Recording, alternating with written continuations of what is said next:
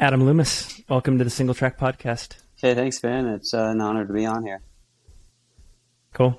Well, we got a lot of stuff to talk about with regard to the Speedgoat 50K next weekend, but this is our first time meeting, and I think you have a pretty interesting background. And I was checking out your website and your Instagram, and it looks like your athletic career, your endurance career, was inspired by the 2002 Salt Lake Olympics. So can you talk about that impact and how it drove everything you've done today? Yeah, that's pretty observant of you, but that's when I really started kind of becoming an athlete. I grew up doing a variety of sports, and I did take to cross-country skiing. And then I watched the Salt Lake Olympics and was like, oh, hey, Nordic Combine's a sport. And that's what combines ski jumping and cross-country skiing. I grew up in Wisconsin, and fortunately there was a club in my hometown. So I was able to start ski jumping and really dove right in. And within a few years, it was like Nordic Combine was what I did. And ultimately, that's what brought me west. What does the lifestyle look like there? Because I know you've had a lot of success in that sport. And correct me if I'm wrong, but you got pretty close to a spot on the Olympic team. So, yeah. were you... I definitely had maybe more of a career than I would have anticipated when I was 10 or 12. Didn't always feel like a lot of success, but I was able to be on the national team for 6 years. And at that point, it's kind of one of those sports like trail running that it's pretty tough to be your full-time career, but that's what we were doing for sure. And a little bit of side hustle, whether it's working in a restaurant, that kind of thing. Yeah. But for sure, it was that was my job, was being an athlete, which is a pretty cool thing to be able to do.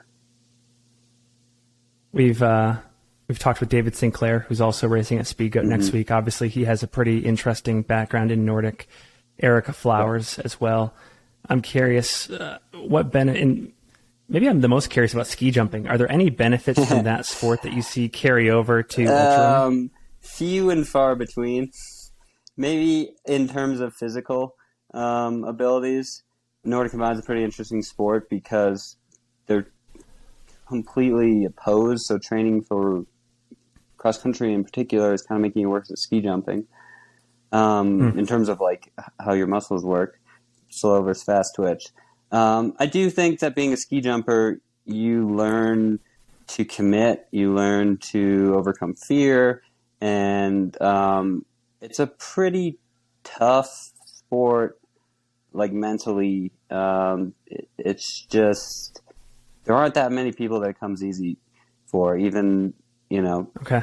I might have had some success, but it certainly didn't feel easy. So that carries over. That's super fascinating. When I talk with people who've come from football or lacrosse or other areas of Nordic skiing, they'll say, maybe I have a really high leg speed or I have a big aerobic engine, and you're saying that the biggest takeaway was the mental benefits of being able to commit and less fear. That's absolutely fascinating. Definitely on the jumping side. For cross country though, obviously we see tons of Nordic athletes, and a pure cross country skier is going to train a little more than a Nordic combiner, but a Nordic combiner is still going to build a huge base that most people, even if you're running in college, you develop the leg speed, but you're not doing necessarily quite the hours that a cross-country skier can do with lower impact. You're based over in Park City, Yep. Utah. I'm in Salt Lake City, and I like to think that those two worlds are connected in a lot of ways, but it's still a 40-minute drive to get over to Old Town. So talk about what life is like training over there and the type of running you're doing in the lead up to Speedgoat. So I live kind of on the Jordanelle side of Park City. I work up at the Olympic Park. I'm actually there right now. So I'm able to get on trails pretty quick. I just finished up a run where I was up to the Crest Trail in an hour from the office.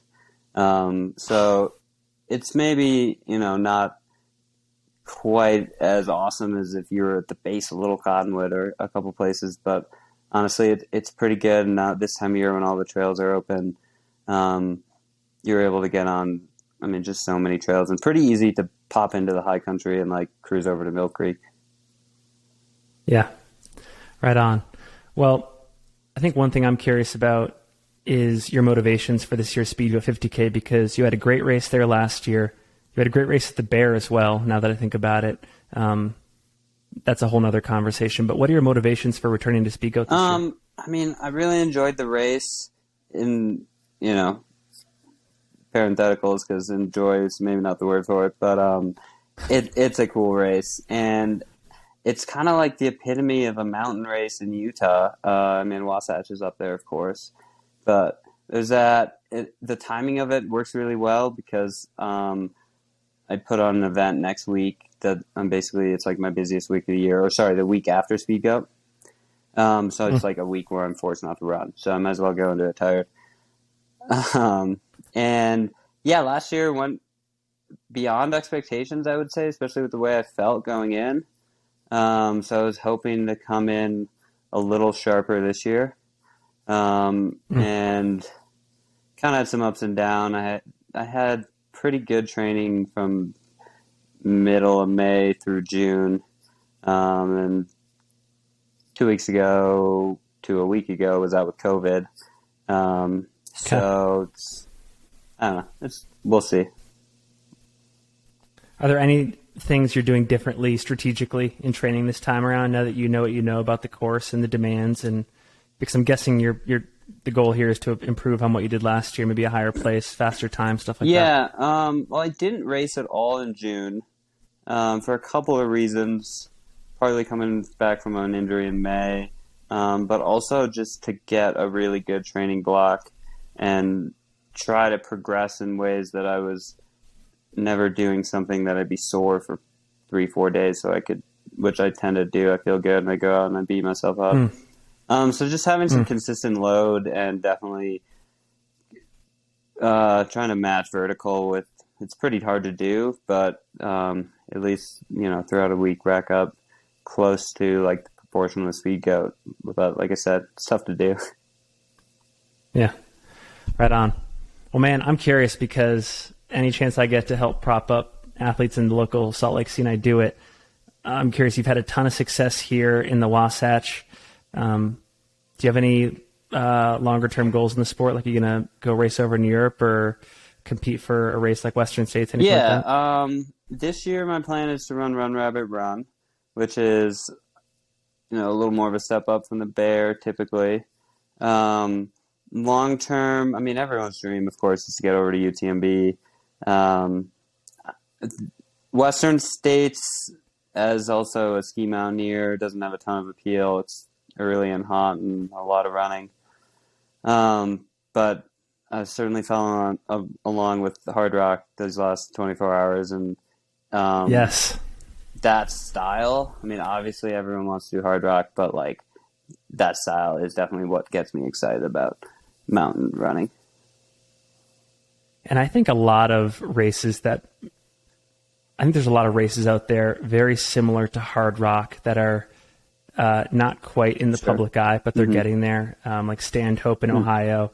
There's a couple other races in western Colorado that have that similar build to them. And anyways, I think that's only going to become more popular. Yeah, for sure. Super exciting. It's not just Hard Rock. There's actually a race in Quebec that I was considering in August. I think it's the Ultra Trail Chick Chocks. Okay. Dynafit puts it on. I run for them, so that was a consideration. But I think it's probably when I need to be training primarily for Run Rabbit Run. So it might be hard to pull up this year, but it looks rugged. Right on.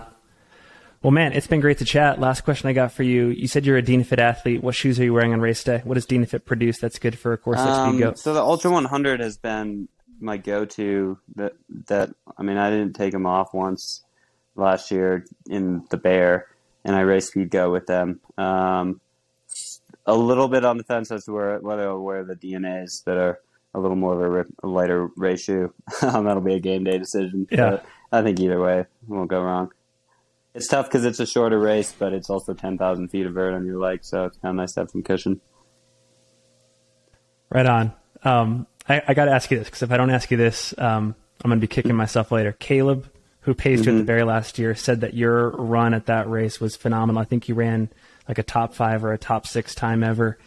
But you weren't really that winded, apparently. Like you got to the finish line and you were like, that was that, but I'm not like buried by the effort. So, is the 100-mile distance like a mountain 100 something that suits your skill set best? And like, I mean, I don't know. It sounds like you didn't get challenged aerobically or anything. I think yes to your question. That is kind of what suits me.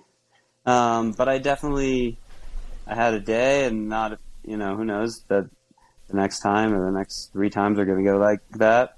And there were some moments for sure. And I think if at any point you helicoptered me into 85 miles in off the couch, I'd probably be like kind of in agony. But I think I was just in a place where it felt kind of right. So it's hard to say. I think to say it didn't challenge me would be a bit of an understatement. Yeah. Well, anyways, man, I'm super stoked to follow, obviously, your Speedgoat, but Run Rabbit as well. And hopefully we can help put you further on the map here beyond the Salt Lake scene. And let's see, we'll make sure to link to all your social media in the show notes. Anything else you want to leave the audience with? No, I appreciate you having me on and what you're doing.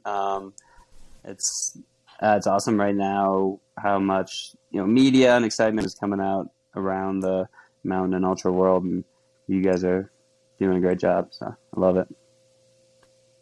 Right on, brother. Thank you, and I'm sure we'll talk again at some point in the future. Thanks. Cool, man.